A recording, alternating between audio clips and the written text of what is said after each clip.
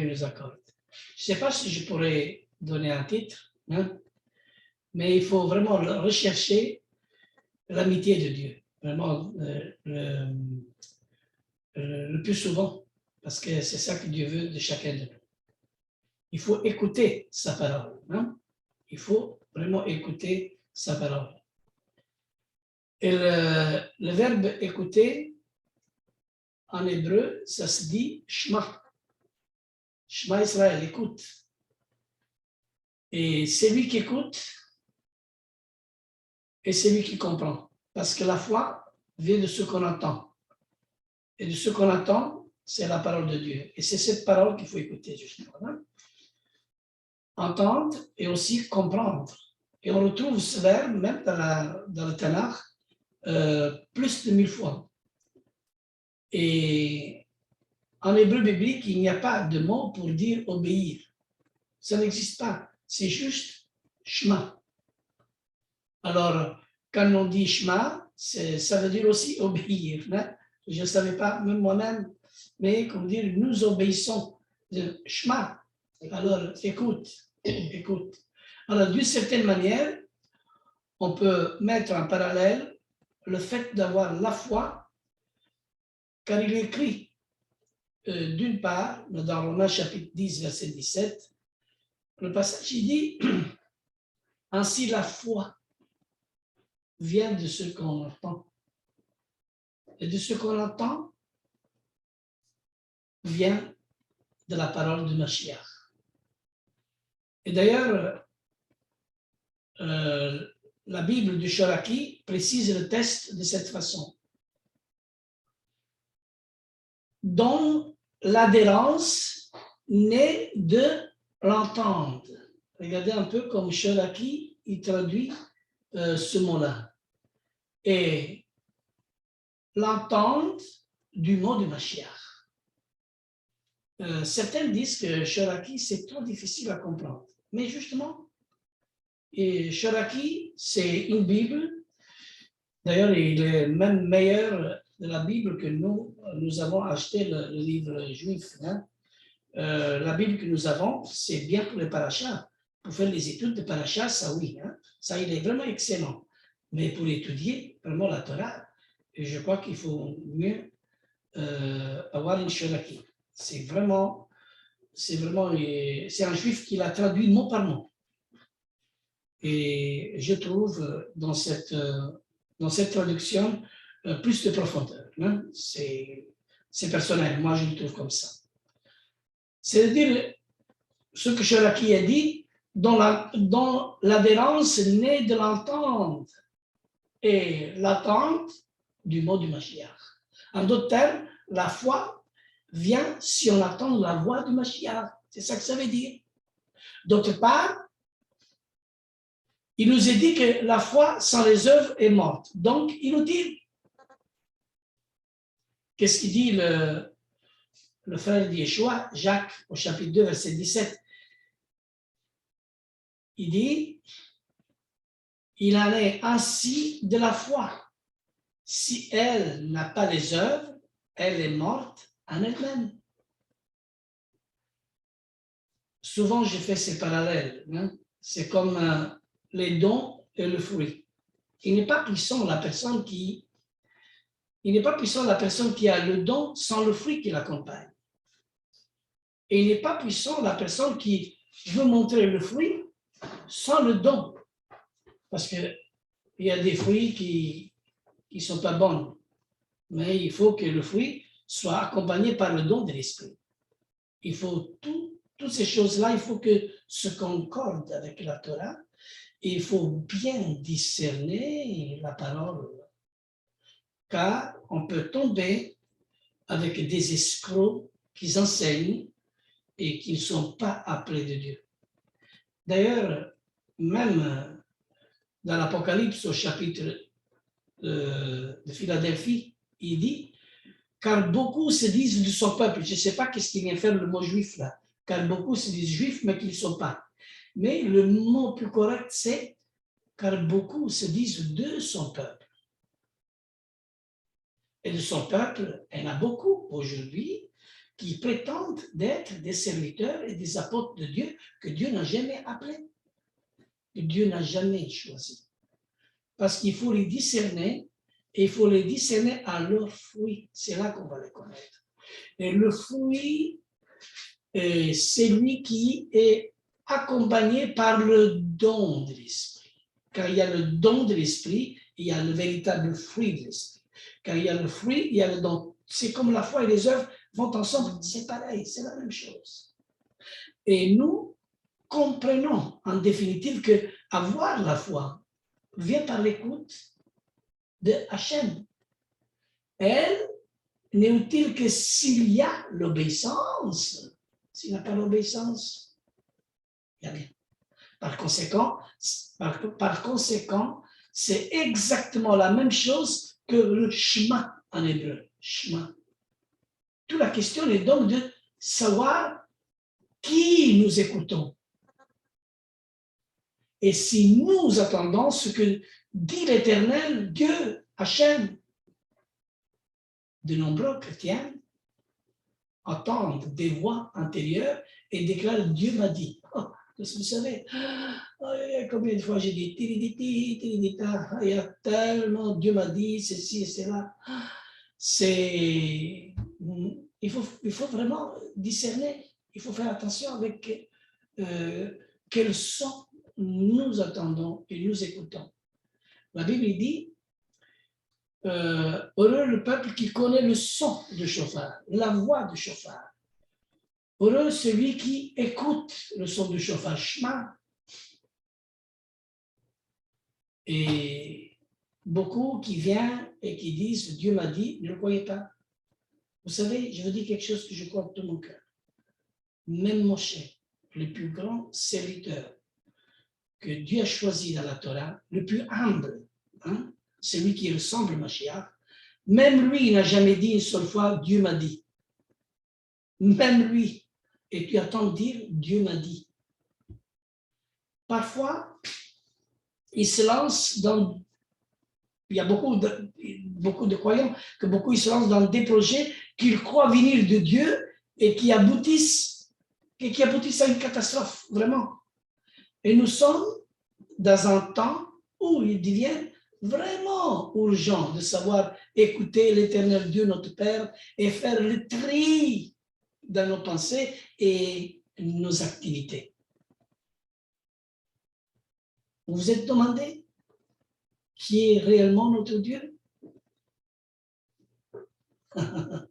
Ah, moi j'aime bien Shema. Même les sourds entendent. Alléluia. Mais qui est celui-ci? Les sourds entendent. Les morts ressuscitent. Les Hébreux, ils sont guéris. Et la foule, ils se demande, mais qui est celui-ci? C'est un prophète? C'est un docteur?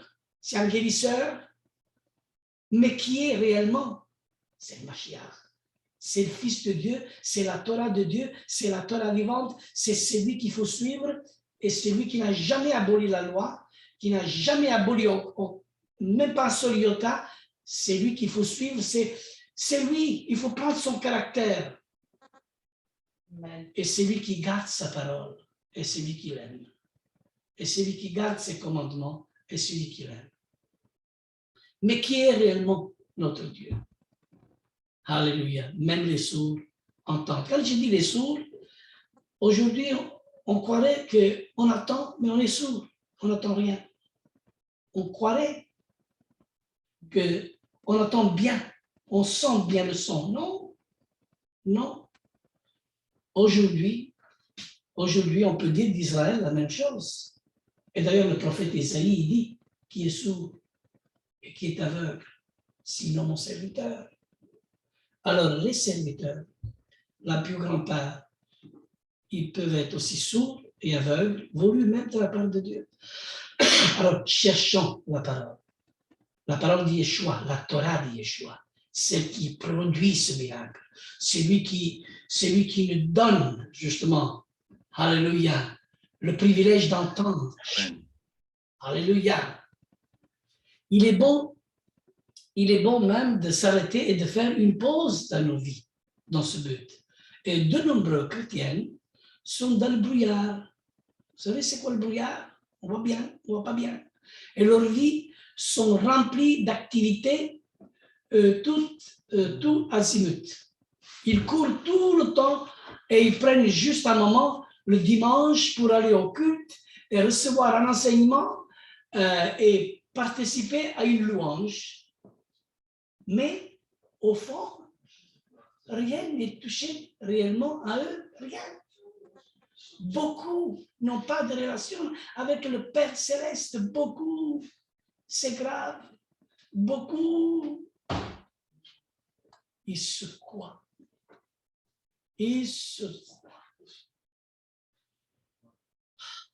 C'est un luxe stérile de pouvoir vivre une vie chrétienne superficielle. C'est un temps qui se termine car les persécutions sont à la porte. Bientôt, les persécutions vont être à la porte. Et eux, ils doivent se purifier.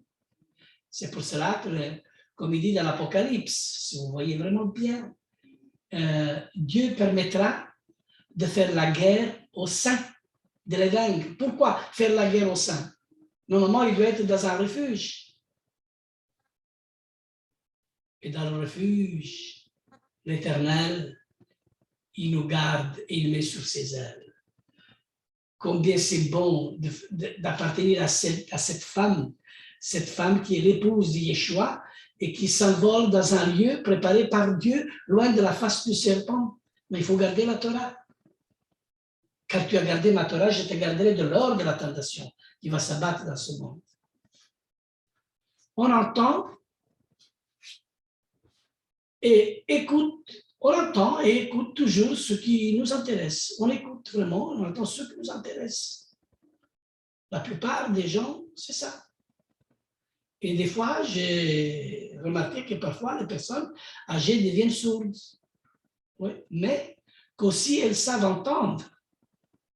Ils sont âgés, ils sont sourds, mais ils savent entendre. Ce qu'elle veut dire, bien, certaines choses les font réagir. L'oreille est parfois sélective. Et dans les usines de tissage, ce que vous avez travaillé les machines, hein, les machines étaient très bruyantes et de nombreux tisserands devenaient sourds. Et cependant, lorsque tout petit bruit se produisait au milieu des claquements de personnes, l'écouter car c'était le signe d'un décalage ou d'un fil cassé. Vous savez, dans le travail, dans l'usine, vous savez, quand il y a les tissus, les machines qui passent, les bruits et tout ça.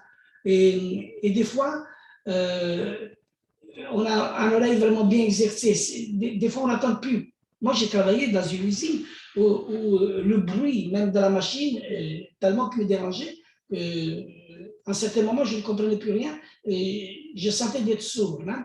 Et ça, nous arrive aussi à nous. Au moment où nous dépensons du temps libre dans toutes les choses qui n'est pas la gloire de Dieu, on devient aussi sourd spirituellement. Combien de fois la Bible dit « Cherchez le royaume de Dieu et toutes choses te seront données ». Mais si nous ne le faisons pas, on devient sourd spirituellement. On est sourd. Et la Bible même dit qui est sourd, qui est aveugle, sinon mon serviteur. Alors, on va lire justement 3 passages de la parole de Dieu, dans Job, chapitre 4, verset 12, le passage il dit « Une parole est arrivée furtivement jusqu'à moi, et mon oreille en a recueilli le son léger. » Ah, alléluia. Il faut que l'oreille recueille les sons. C'est-à-dire l'oreille, il est tellement sensible qu'il capte vraiment le son. Et vous savez, quand Dieu a donné les paroles de la Torah au Sinaï, hein, il y a une manifestation qui s'est produite, c'est le son. D'abord, il y a eu le son du chauffard, parce que c'est au son du chauffard que les 10 paroles ont été données. D'abord, c'est le son, après il y a le bruit, et après il y a le vent. C'est-à-dire, des fois, on court derrière le son, derrière une manifestation, on court derrière le vent, on court derrière le bruit, mais on court en vain. C'est-à-dire, on n'a pas eu vraiment le discernement de comprendre et de connaître vraiment la voix du bien-aimé. La Bible même, il dit, heureux ceux qui écoutent la parole, ceux qui entendent sa parole. Et Yeshua lui-même, il dit, mes brebis entendent ma voix. Mes brebis écoutent ma voix, chemin, et ils suivent. Mais qui sont les brebis qui suivent Mashiach? Qui sont les brebis qui connaissent la voix de Mashiach? Pour connaître la voix de Mashiach, il faut étudier la Torah. Il faut s'appliquer à la Torah. Il faut s'appliquer à l'enseignement de la Torah. C'est-à-dire à son enseignement, à lui. Cet enseignement que lui-même, il a laissé à ses disciples. Mais il a laissé, mais vous savez, l'Esprit Saint instruit, il a instruit la véritable Torah aux apôtres. Parce que c'est vraiment l'enseignement de Yeshua lui-même. Et la Ruach, il se concentre toujours sur Yeshua HaMashiach. Et si l'Esprit n'incarne pas la parole de la Torah est morte. Il y a beaucoup de rabbins qui parlent, mais leur voix est morte. Il y a beaucoup de chrétiens qui parlent, sont assis, ils sont morts. Il n'y a rien. Alors, le titre de ce message est vraiment, c'est de chercher l'intimité avec le Père pour comprendre ces choses. Chercher une intimité pour que lui, il se révèle dans notre vie. Car il y a beaucoup de faux prophètes. Beaucoup de gens qui viennent avec leur esprit de divination. C'est Dieu m'a dit. Dieu m'a dit, vous savez, et ce sont des escroqueurs. Et il y en a beaucoup, aujourd'hui surtout, qui sont partout. Là, moi, je les appelle les pixous dans les assemblées. Sans effusion d'argent, il n'y a pas de Saint-Esprit.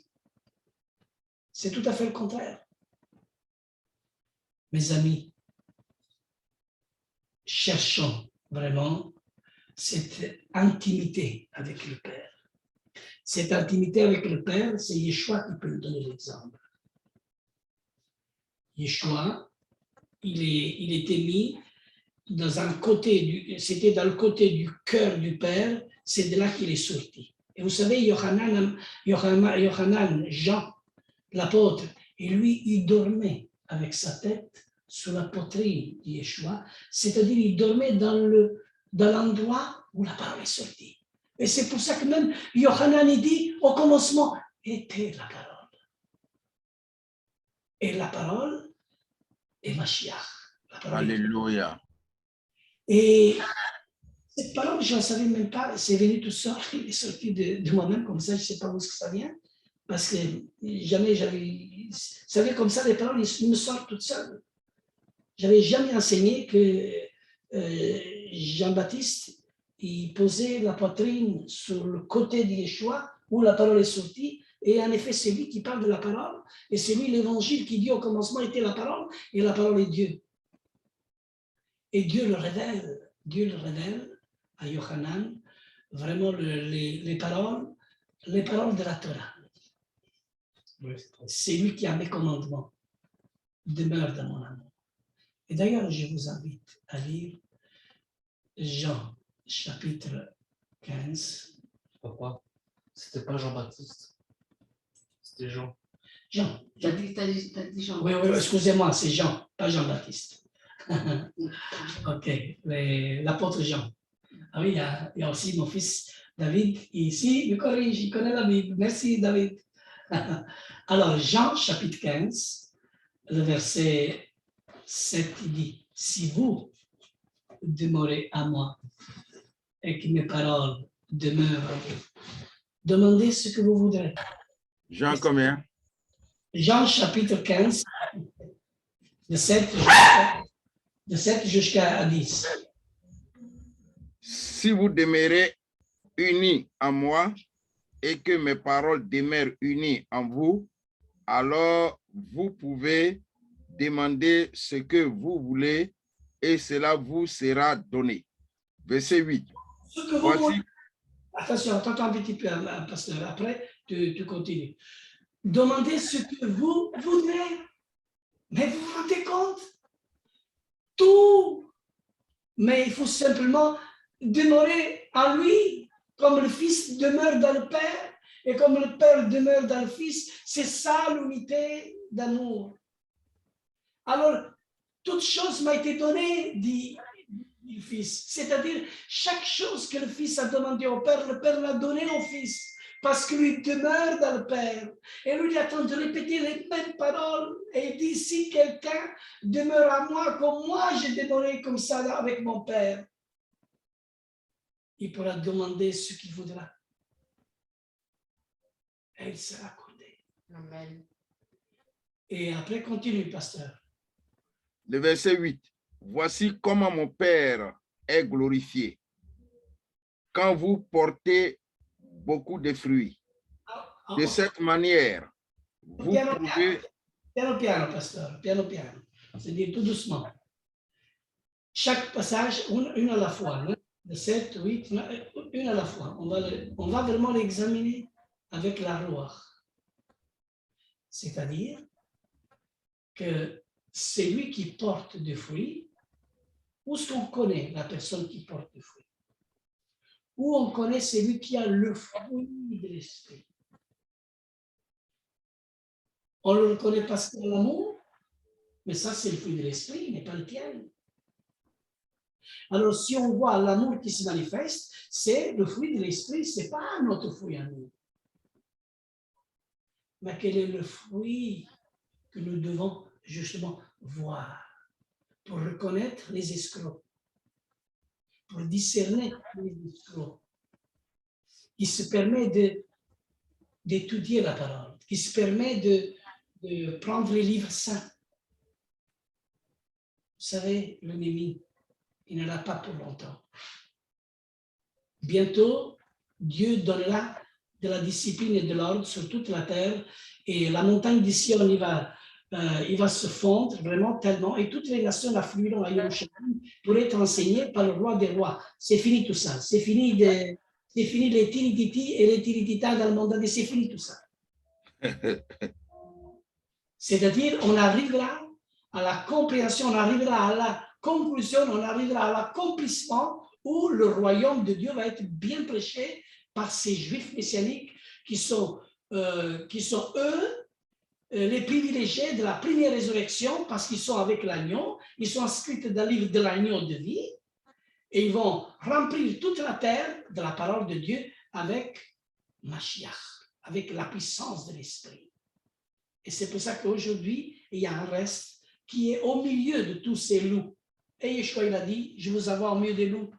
Et maintenant, il faut reconnaître qu'ils sont les brebis, ils sont les loups et qui sont vraiment les vrais bergers et les vrais pasteurs. Un jour, je vais vous parler des faux bergers et des faux pasteurs. Ça, c'est quelque chose de fort. Si Dieu le permet, un jeudi, mais je vais vous parler de ça. Hein?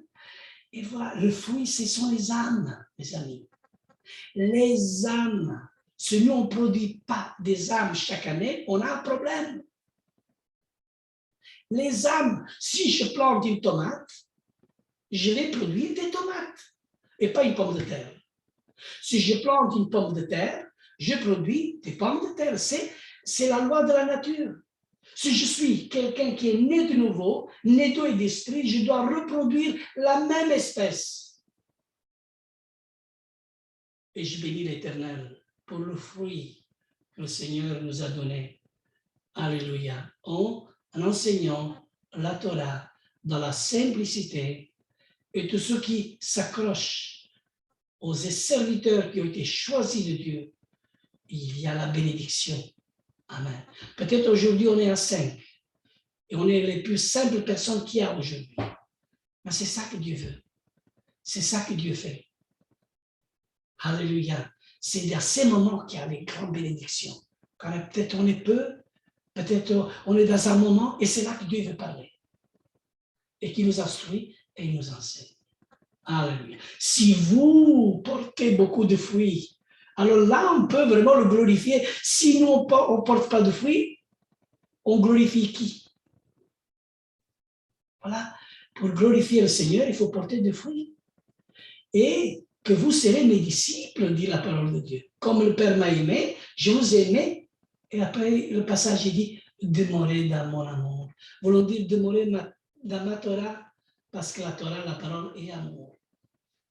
Et quand on reprend les personnes, il faut les reprendre avec l'amour de la Torah. Il faut les reprendre avec amour, voulons dire, il faut les reprendre avec la parole, qui est amour, qui convainc. Souvent on dit reprendre avec amour, c'est vouloir dire petit chéri. Non, il faut le reprendre avec la Torah, avec la parole qui est amour. Et des fois, la parole, et des fois, pas qu'il est agressif, mais il se manifeste une puissance tellement que la personne dit waouh, voilà. Alléluia. Vous savez, quand la montagne tremblait, Moshe avait la crainte de l'Éternel. C'est quelque chose de fort, hein? Alléluia. Et ce n'est pas le petit amour de Jésus amour, le petit amour de Jésus amour, voilà comme ça. Ah, Dieu est amour. Il faut avoir la sagesse. Il faut avoir la sagesse. Dieu est amour, Dieu est la Torah. Et la Torah, et la Torah est la justice de Dieu. La Torah nous parle de la justice, des choses justes, c'est la justice de Dieu. Alléluia. Si vous gardez mes commandements, vous demeurez dans mon amour, dit la parole. Et de même que j'ai gardé les commandements de mon Père et que je demeure dans son amour. C'est ça qui nous enseigne la Torah. Alléluia. Je vais m'arrêter là. Parce que c'est 21h30 et je sais bien que vous aimez ces choses. Mais c'était juste une exhortation. Je pourrais continuer. Je pourrais parler des heures de toutes ces choses, tellement vibrent dans mon cœur. Mais aujourd'hui, le Seigneur nous a accordé à chacun de nous cette belle bénédiction. Amen. Amen. Alléluia. Et cette bénédiction, est d'avoir une véritable intimité avec le Père, comme Yohanan, il avait avec Yeshua. Et le seul qui a dormi sous la poitrine de Yeshua, d'où la parole est sortie, que c'est bon, ces paroles. Même moi-même, je ne le savais pas. Je viens de le découvrir maintenant par l'Esprit. C'est sorti comme ça. Merci Seigneur. Amen. Amen, amen. Amen. Alors, Amen. si vous avez des questions, alors je vais vous répondre.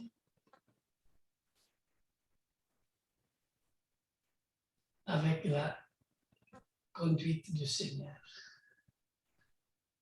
Je crois que c'était tout OK alors. Donc, les fruits en question, c'est les âmes que nous gagnons dans le Seigneur, qui est nos fruits.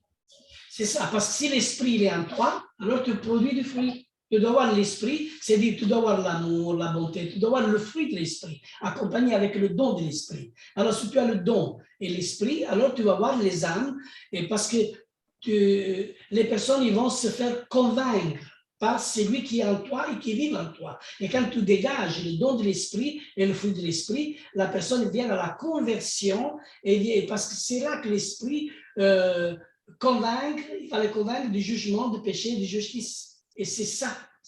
Parce que ça, c'est le rôle de l'esprit. Et après, une fois que l'esprit les convainc du péché, du jugement et de justice, qu'est-ce qu'il fait l'esprit? Il les amène à celui qui sauve. Celui qui sauve, c'est qui? C'est Yeshua Mashiach. Et celui qui sauve, il les amène où? Au Père. Au Père. Et c'est Yeshua qui les amène au Père. Amen. Alléluia. Et nul ne va au Père par moi, comme il dit Yeshua. Alléluia. Et la prière, il va se faire à qui? À qui doit être adressée la prière? Au Père. Au nom de Yeshua, sous la conduite de l'Esprit. Amen. Et là, on a les trois faces de Dieu. Les faces, pas les personnes, les faces. Parce qu'il y a un seul Dieu. Shema, écoute, Dieu est. Amen. Parce que la Bible Dieu a dit de rester en moi et demander ce que vous voulez et je vous l'accorderai. Amen. C'est ça. Yeshua. Amen. Amen. Amen. Amen. Je vous ai parlé le plus simple possible, de la manière comme je les reçois, et je crois qu'on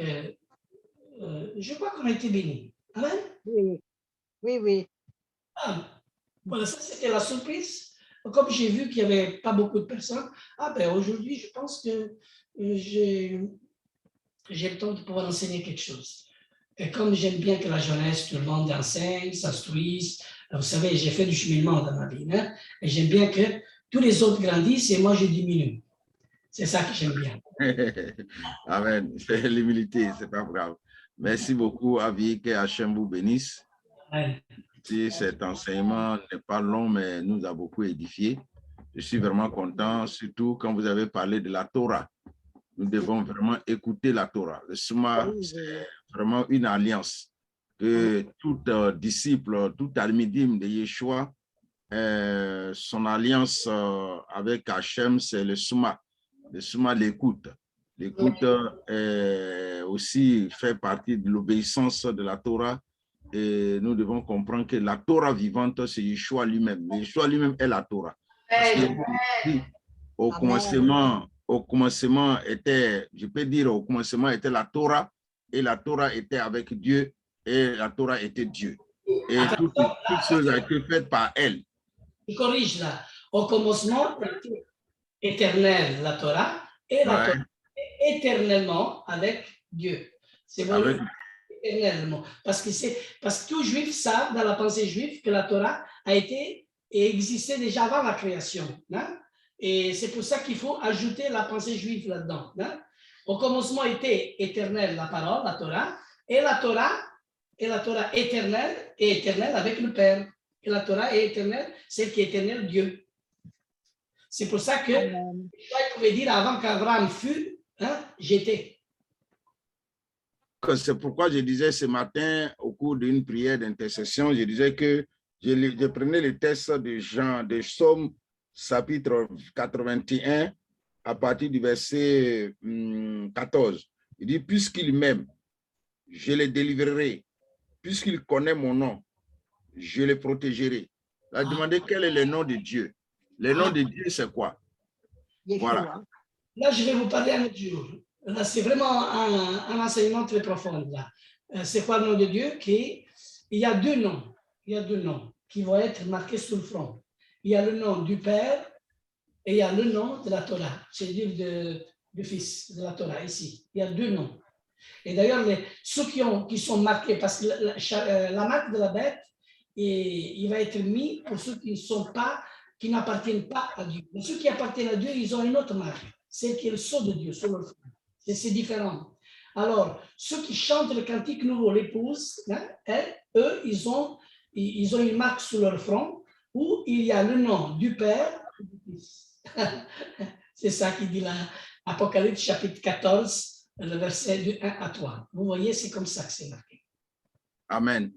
Donc, je disais que les noms, quand on veut voir les noms, moi, la manière que j'ai expliqué par l'Esprit, que le nom de Dieu lui-même, quand on dit son nom, parce que dans plusieurs langues, il y a des différentes appellations de ce Dieu-là.